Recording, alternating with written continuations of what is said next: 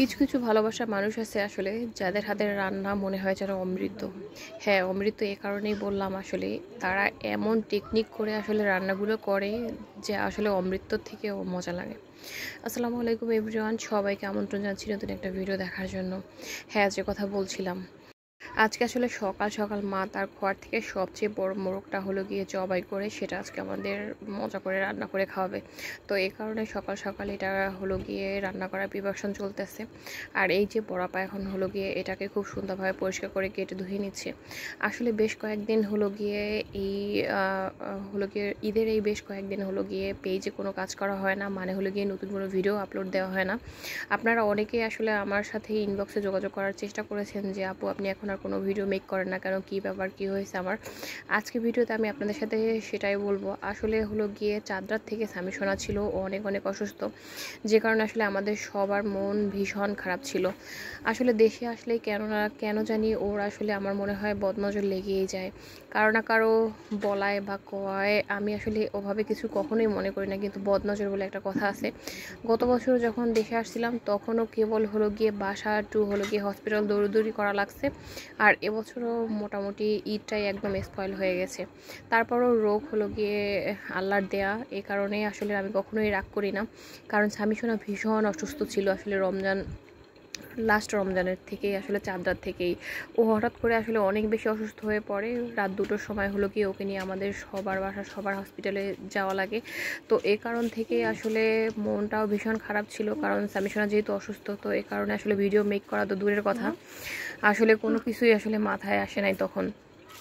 তো যাই হোক, টানা হলো গিয়ে 4-5 দিন সামিশনাকে নিয়ে দৌড়দৌড়ি করার পরে সামিশনা মাশাল্লাহ এখন অনেকটা সুস্থ আপনাদের সবার দোয়ায়।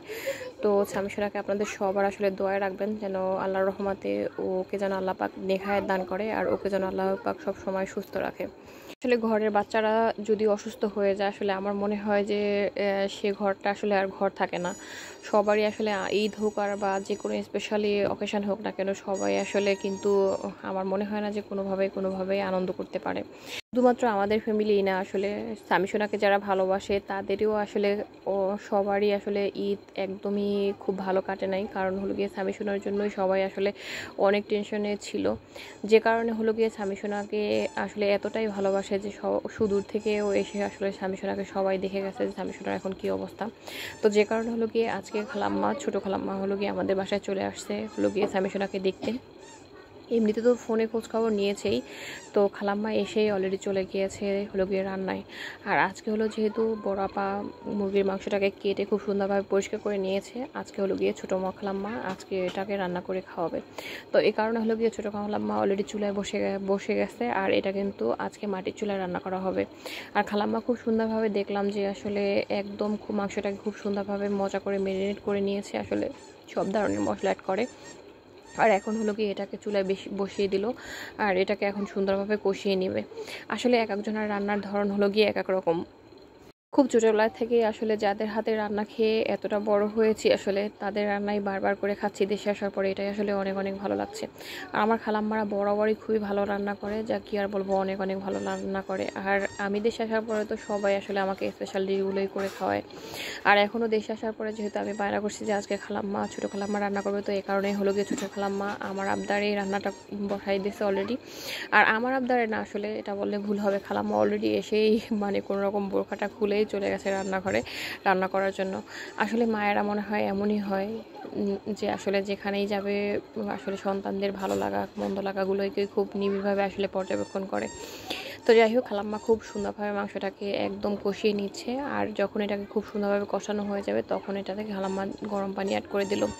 আসলে মাটির চুলার রান্না কিন্তু আমাদের সব সময় ভীষণ ভালো লাগে।